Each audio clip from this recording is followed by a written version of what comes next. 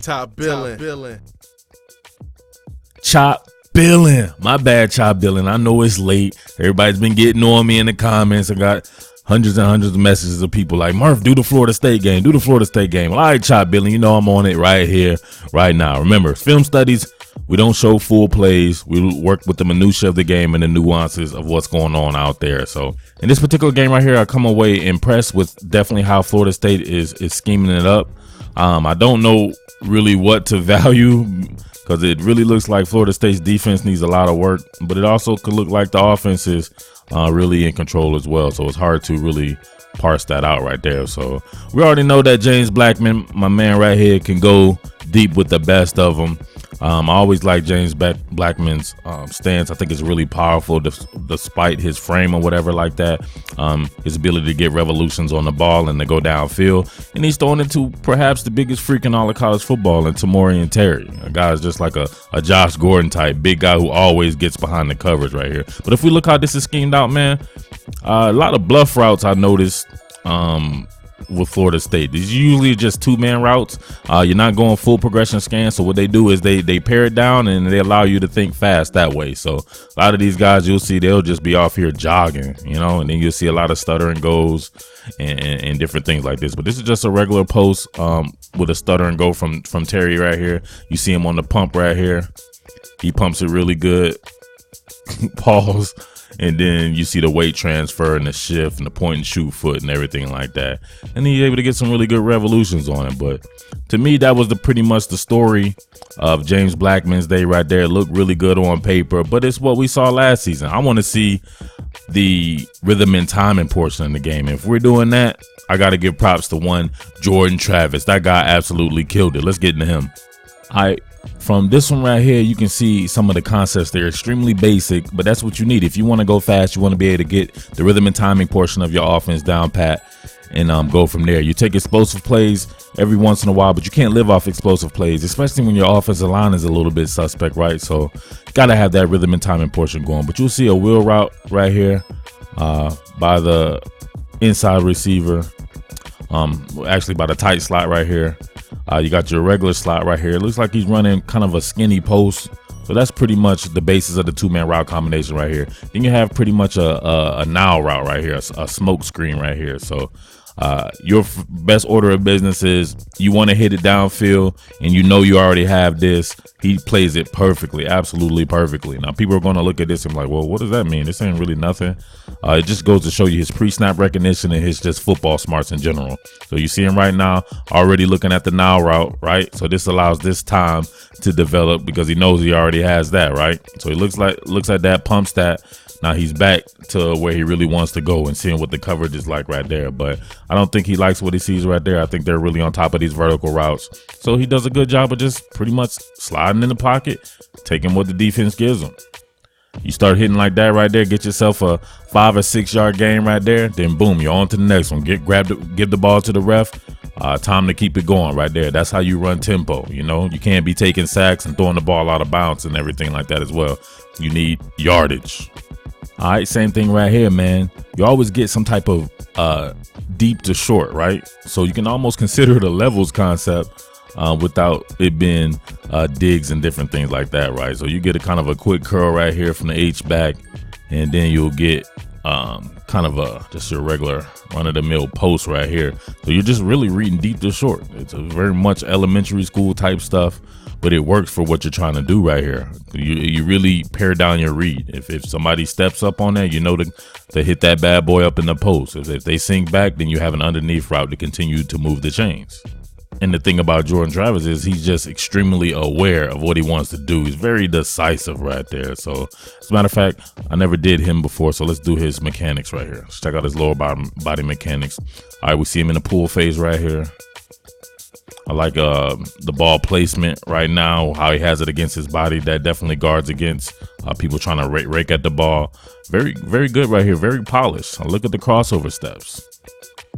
Look at the spacing on the crossover step. He can get real good depth with that type of spacing right there. Now look at the spacing on the drop and the anchor foot right here. Then you see the point and shoot foot. He does a great job right here on this particular one of looking off the linebackers right here. So he's staring down this short route. He knows he has that underneath. Then they bite up to cheat up for that, and then he hits it right over the top on the post right here. So see him staring that bad boy down. Then very subtly, you see number 31 jump right here. Hit that bad boy right over him. Good play, man. What I tell you, always deep to short. Always something short, something real simple right there. So you're gonna have another curl right here. Then you're gonna have, I believe, Darius Dent right here coming kind of on the skinny post. And you got to see Jordan Travis does a great job with another eye manipulation right here. All right, front facing play action fake. He does a really good job with his play fakes and everything too. He really gets into it. Look him looking down and stuff like that. He's kind of overselling it, man. He's like Shawn Michaels when Shawn Michaels fighting Hulk Hogan, overselling that bad boy. So all right, so check it out right there. The play action already sucks them up, right? You saw them get sucked up right there. Then he does a great job of looking at the curl because he knows he wants to go back here. So you don't have to always stare down your target. And he does a great job of that, man, for someone with not that much experience. So you see him look them off. So you see they got them in a conflict of assignment right here. They don't know what to do.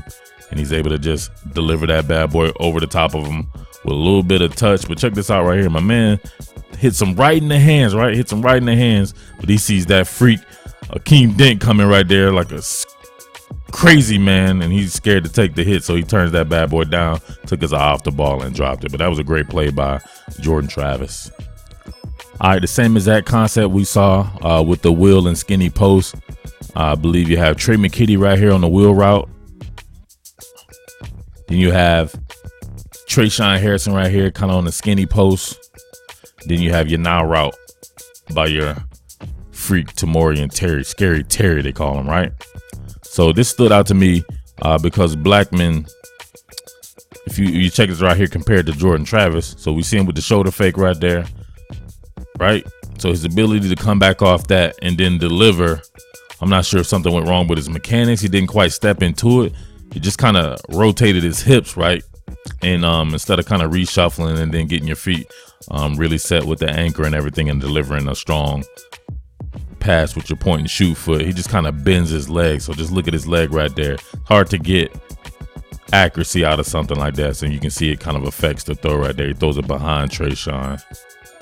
Incomplete pass. So I noticed when the defense went into more coverage towards the end of the first half, he almost threw a couple of picks right here.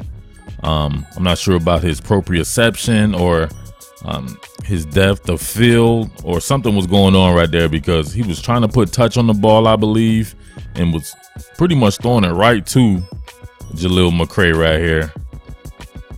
And he did that a couple of times. I felt bad for McCray. He could have had a couple of interceptions. All right, so here's one that worked out for our man James Blackman right here in kind of the mid-distance to quick game, as we see one of the biggest freaks ever, Derek Brooks, on the screen right here. It looks like Warren Thompson broke Isaiah Bowden's ankles or something like that, because he was wide the heck open. Yeah, I think something got lost in translation right here in the transition phase right here. So we look at Isaiah Bowden right here. Looks like he kind of slips. Warren Thompson gave him the okey doke right there, hitting with the crossover and then hit him with the muscle relaxer. So his muscles is all relaxed. He slept good that night, y'all. But boom, perfect throw. Schemed him wide open pretty much. Nobody in the middle of the field. But that's what I'm talking about, man. I think a lot of the deep stuff definitely will be there. But who's to say that when you play against upper echelon teams that they're not able to defend those type of deep throws? So you got to be able to work that quick game. You know what I'm saying? All right, I did want to see Jordan Travis push the ball down the field, and did a good job right here. You see in the tight slot, DJ Matthews running a post.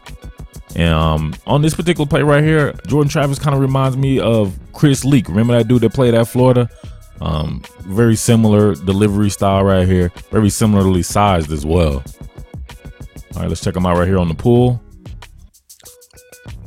I just love the spacing of his crossover steps, man.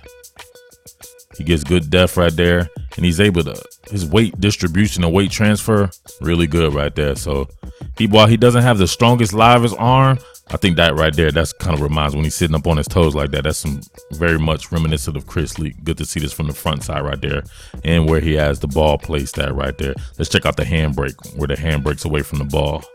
All right. Check it out right here. So when you see that, you know it's probably going to be an over-the-top delivery. Turns it over. Really good. So no, he doesn't have a super live arm like James Blackman, but not too many people probably do. But what he does have is great timing, and he can get you all the throws right there, man. He has enough velocity to get you all the throws, but he has a keen understanding of what he actually wants to do pre and post snap, and he has great ball mechanics, and he has great pocket maneuverability as well. Same thing right here on this peel back screen. You see him working out a pistol right there, back to the basket, play action fake, shows it, immediately comes up off of it. But this is what I like when quarterbacks do. You can help out your receiver and get him kind of already with some momentum by throwing them, leading them into the line of scrimmage, right? Some people just throw it straight at him. He does a good job right here of setting it already in motion, having him already running. So now he's already good. That's some good stuff right there, some very heady stuff.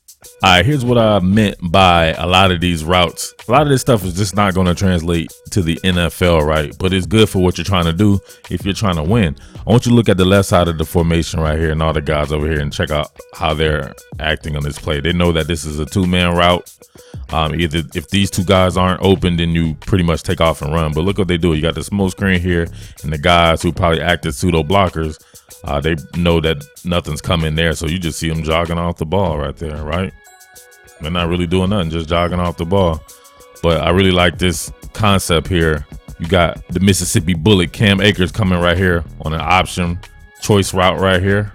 So he can hit the angle on that bad boy. Depends on what the weak side linebacker here does. The Kalen Brooks, he could have bounced that bad boy to the outside right here. So he has the choice. But then you have Ontario Wilson right here running kind of what looks almost like a shallow dig. Maybe it could have been a slant right there, a delayed slant as well. But you get both of these guys in the same area. So it's you got good choices right here, but it's almost like a levels concept.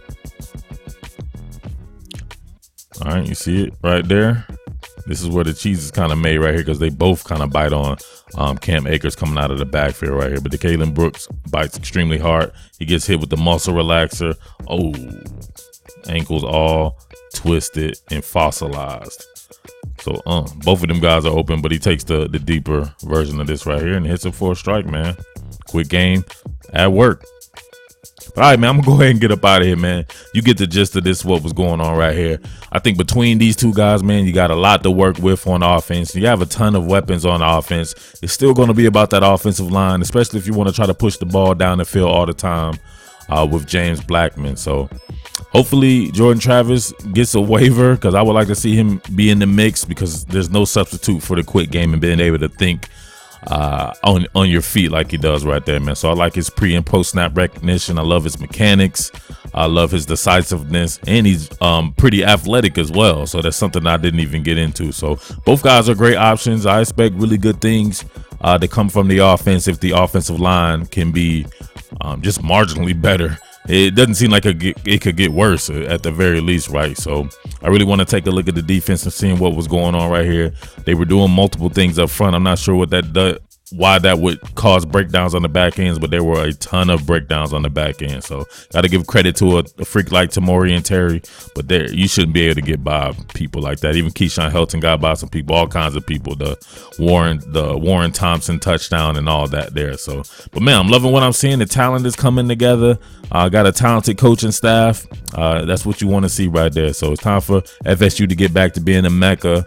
Obviously, it won't happen this year, but you're going to take steps forward and continue to take those steps forward back to the mecca. So we'll see. But, man, make sure you check with your boy, man. We'll see what's going on. I probably need to spread my wings, man, and get a pay site going for Florida State if I really want to get down and dirty. I don't want to accrue a whole bunch of copyrights and stuff like that, messing with this type of film and stuff too. So I like to do that behind a paywall. So let me know if you guys are into that. Other than that, hashtag real men watch to the end, hashtag real football head, and hashtag your boy is out. Peace. What more can I say? Top Billin.